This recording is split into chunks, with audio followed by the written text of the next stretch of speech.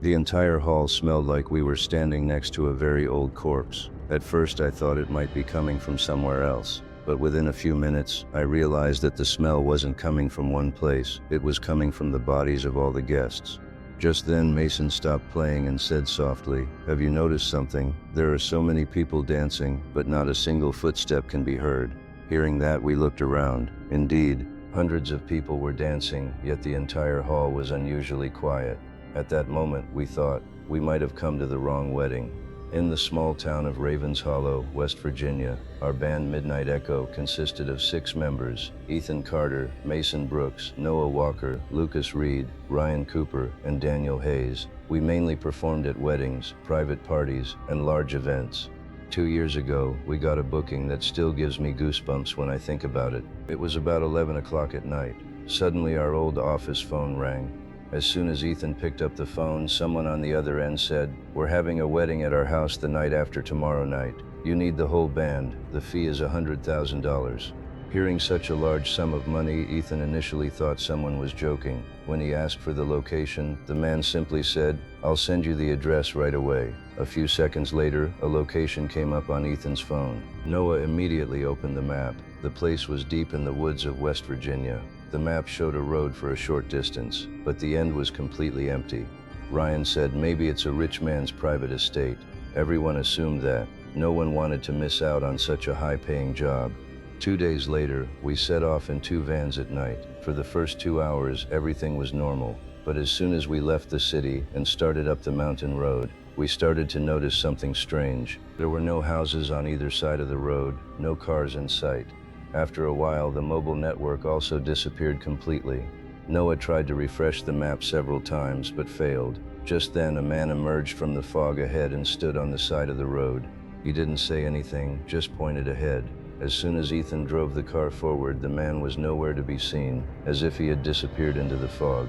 After a few more minutes, we stopped in front of a huge iron gate. The gate slowly opened on its own.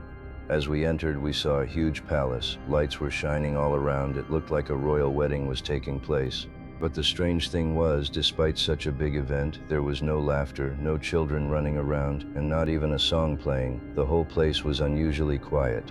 As we got out of the car, Lucas said in a low voice, "Do you smell something?" There was a really strange smell in the air. At first it seemed like an animal had died. But the smell was not that bad. It was like a very old grave had been dug up. Just then the doors of the palace opened and some people took us inside. When we entered, we saw many guests already seated. Everyone was dressed very nicely, but no one was talking to anyone. They were just quietly looking at us. Ethan said softly, "Whatever you see, just be normal. We'll leave after we finish." We got on stage and started playing. For the first few minutes, everything was fine. Then Mason looked at me and whispered, "Have you noticed something?" I looked around and realized that there were so many people dancing, but no sound of their feet could be heard. It was as if everyone was standing on air, not on the floor. Noah slowly looked at the huge mirror hanging on the wall next to him. Then his face changed. I looked in the mirror and saw that the 6 of us were reflected, but not any of the guests. My chest heaved. At first I thought it was because of the lighting. Noah looked at the mirror from another angle again.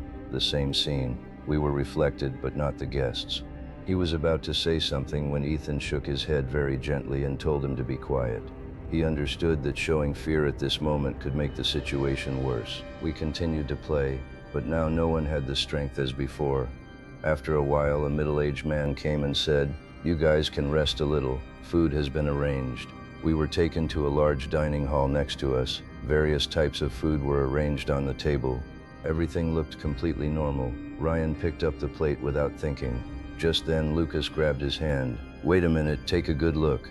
Ryan looked down, his mouth going dry. The pieces of meat on the plate looked strange, as if they weren't meat, but something else. Daniel poured water from the jug next to him into the glass, but as it fell into the glass, its color slowly started to turn red.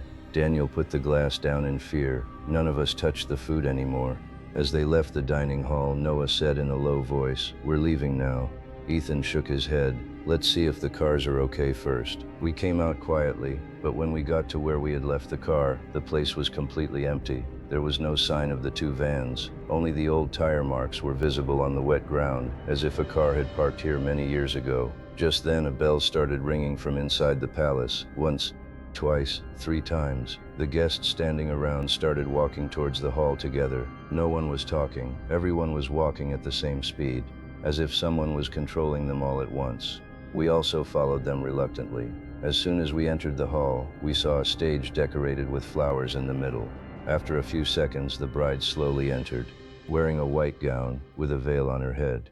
But the lower part of the gown was completely covered in mud and dry soil. It seemed like she had walked from a long way underground. Right behind her was the groom, wearing a black suit, but his face was unusually white, a deep black mark on one side of her neck, as if a strong rope had once been twisted around her. As soon as the bride and groom stood on the stage, all the guests clapped together, but there was no sound from the applause, only the movement of her hands.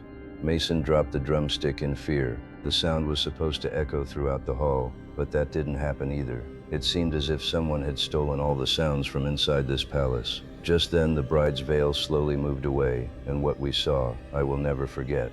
As the bride's veil slowly moved away, our bodies went cold. One side of her face was completely normal, but the other side had turned black and rotten. The flesh under her eyes was hanging, and broken teeth were visible through the gap in her lips. The most terrifying thing was that her eyes didn't blink even once. She slowly looked at us and smiled. That smile was not a human smile. Just then, Noah grabbed my elbow and said very softly, "Look at them carefully." I looked around and realized that the entire hall was in the same condition. Some had burn marks on their faces, some had rope marks on their necks, some had their heads torn, and some had dried blood stains on their clothes. But surprisingly, it was as if all of this was normal to them. They were all happily watching the ceremony, looking at the bride and groom. Ethan understood that it was not safe to stay here for another moment.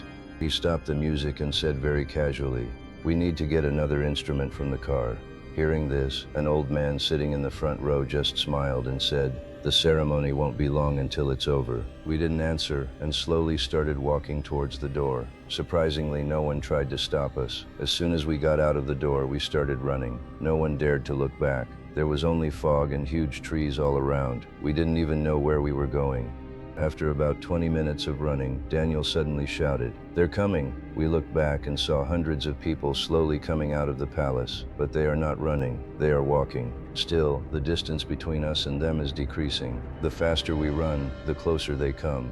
Ethan told everyone to keep moving forward without stopping. Just then, the first rays of sunlight appeared through the trees in the distance. As soon as the light fell, a strange scream came from behind. As we turned around, we saw that all the people who had been following us were disappearing into the fog one by one. Within seconds, the whole place became silent. We walked a little further, panting, and reached a dirt road. There was an old forest ranger standing there with his truck. He asked, surprised to see our situation, "Are you coming from that direction?" Ethan just shook his head. The old man's face changed. He said, "There is no palace over there. There was many years ago, about 70 years ago, there was a fire there, and everyone died on a wedding night. No one has been there since then." None of us could believe him. Ethan said, "Impossible, we were there all night." Without answering, the old man put us in his truck and drove us to the place. A few minutes later, we reached the place where we had seen the huge illuminated palace, and everyone's chest trembled. In front of us stood only broken walls, burnt bricks, collapsed pillars, and ruins covered in weeds. No lights, no gates, no guests, no sign of a wedding, as if no one had been there for decades. Lucas suddenly looked at the ground and picked up something. It was our band's drumstick, the one Mason had thrown in the hall. We all stared at each other. No one could say anything else. We returned to the city that day. A week later, Ethan tried to call the number from which the booking had come. The operator said that such a number had never existed. Noah looked for the location again. It had also disappeared, as if it had never existed. The 6 of us had decided not to tell anyone about the incident, but a few months later, Daniel found the news of the mansion fire in an old newspaper archive. A black and white photo printed at the bottom of the report showed a small band with the bride and groom and guests. The photo made our blood run cold, because the 6 members of that band looked exactly like us. The same face, the same number, even the guitar in the leader's hand was Ethan's. The caption below the photo read, "6 members of the band, along with the guests, were killed in the wedding night fire. Their bodies were never recovered." After that day, we never went on stage together again, because even today, we feel like that wedding may not be over yet. And one night, another band's phone will ring.